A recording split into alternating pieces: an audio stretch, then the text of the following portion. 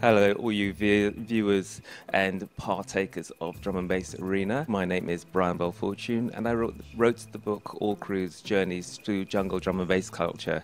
And I've been in the music since the bleeps, as somebody said.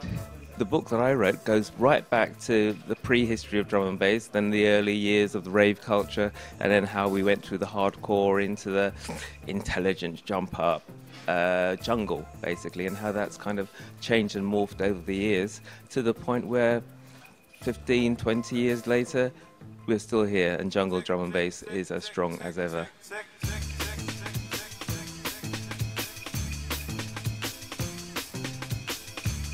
I've always been out clubbing. I got into the club scene because I was a street skater, and so that was back in the 80s, soul, rare, groovy type things. Except in 88, I went into the usual club night, and it was all different. The queue went right down the road. Inside, you walk inside to this kind of whole melee of people losing it, and this was the sound of house, rave, whatever you want to call it then.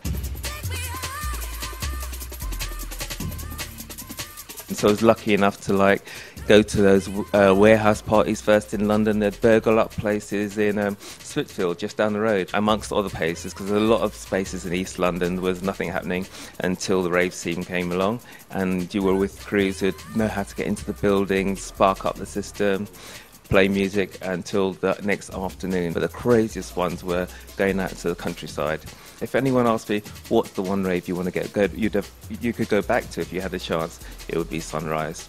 Mental aircraft hangar, DJs on all this big scaffolding. The place was just mental, and I wish I could go back there again. The music that was going on was really kind of different in that it came from maybe abroad, it came from the States.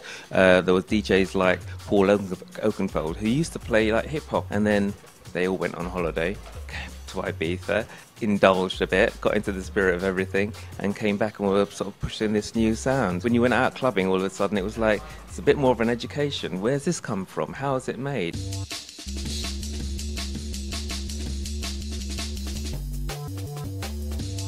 Bit by bit, it became infectious, and within a couple of years, there was clubs playing it all over the place. I seem to remember the first things changing. There was a heavier sound, and it wasn't all hands up in the air. It's getting a bit more what we now recognise as hardcore-y. A lot of the stuff was coming from Europe, Belgium, and I know that some people did feel a bit alienated from that. It was, again, we were dancing to music from somewhere else. Again, we were hearing that British people couldn't make beats like the Americans or whoever, that we couldn't do it.